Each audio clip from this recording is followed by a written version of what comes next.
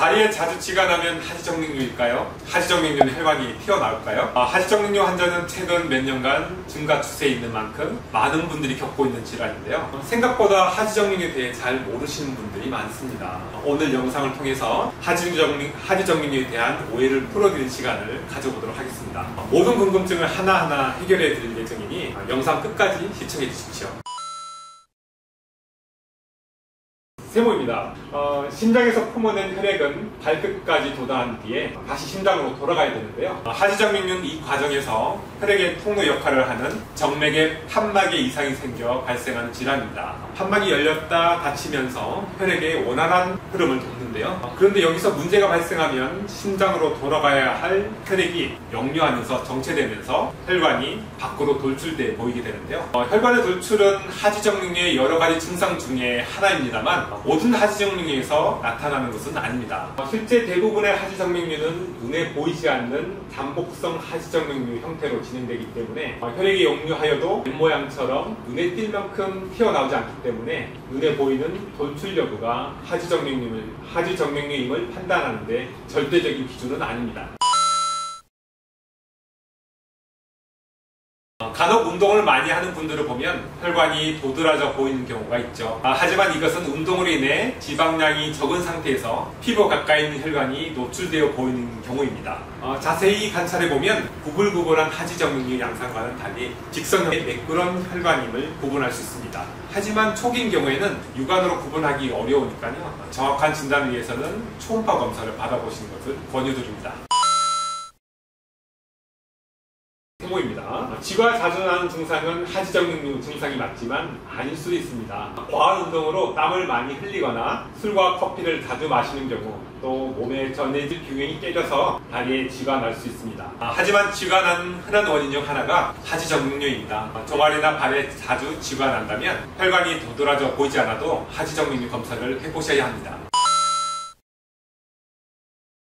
아닙니다. 대부분 하지정맥류가 나이가 들면서 나타나기 때문에 중장년층 분들에게 많이 발생하지만 하지만 최근에는 젊은 분들도 병원에 많이 오십니다. 아마도 오래 서 있거나 앉아있는 직업적 특성으로 젊은 분들에게 발생할 수 있고요. 가독성 요인 때문에 공부하는 학생들에게도 발생하는 경향이 있습니다. 특히 남성보다는 여성에게 더 많이 발생할 수 있는데요. 그 원인은 임신을 하거나 출산을 하거나 생리할 때 호르몬 변화가 혈관벽의 탄력을 떨어뜨리기 때문입니다. 그렇기 때문에 여성분이면서 오래 앉아있거나 오래 서 있는 직업을 가지고 계시다면 젊은 나이에도 발생할 수 있습니다. 예를 들어 선생님, 승무원분들, 헤어 디자이너 분들이 저희 병원에 많이 오십니다.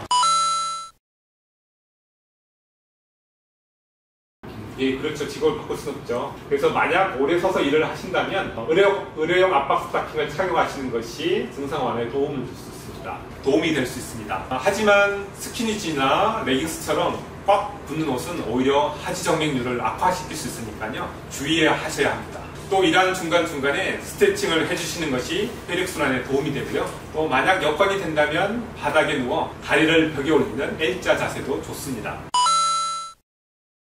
세모입니다. 하지정맥류는 유전이라고 합니다. 하지만 정확하게는 가족력이 있는 질환이라고 이야기하는 것이 맞을 것 같습니다. 가족 중 하지정맥류를 앓고 있다고 해서 반드시 자신에게 유전되는 병은 아니라는 뜻인데요. 하지만 가족력이 없는 사람에 비해서 하지정맥류 발생률이 높기 때문에 가족력이 있으면서 다리가 무겁거나 다리가 저려서 걷기 힘들다거나 다리에 혈관이 튀어나온 것과 같이 증상이 동반된다면 병원을 찾아 검사를 받아보시는 것을 권장드립니다.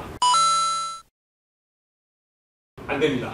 사우나는 혈액순환을 원활하게 해서 몸을 따뜻하게 만들어주고 피로와 스트레스 해소에 매우 효과적인데요. 하지만 정맥은 따뜻해지면 혈관이 확장되면서 평소보다 많은 혈액을 흐르게 하는데 이는 역류하는 혈액량도 늘려서 다리 판막에 무리가 갈 수 있기 때문에 사우나는 오히려 하지정맥류를 악화시킬 수 있습니다.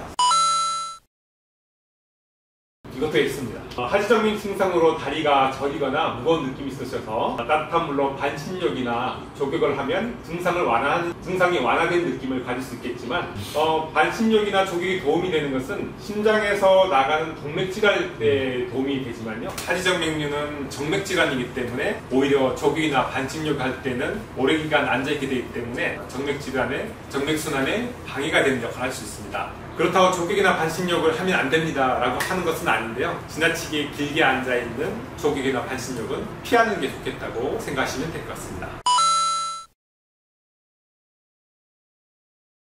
네, 아닙니다. 많은 분들이 하지정맥류 질환이 있음에도 치료를 미루는 이유 중에 하나일 겁니다. 일주일간 침대에 누워만 있어야 한다는 이야기에 선뜻 치료를 받기 어렸을 거라 생각합니다. 하지만 이거는 옛날에 과거에 전신마취나 척추마취로 하지정맥류 치료했었던 시절의 이야기고요. 요즘엔 치료 기술이 많이 발달돼서요. 실수로 바로 일상생활이 가능합니다. 부담 갖지 마시고 증상이 있다면 병원에 내원하셔서 검사 받아보시기를 권유드립니다. 자, 오늘은 하지정맥류에 대한 오해와 진실에 대해서 알아보았는데요. 혹시 더 궁금한 점이 있으신 분들은 댓글로 남겨주시고요. 이상 여러분의 건강과 미래를 책임지는 닥터 준이었습니다. 감사합니다.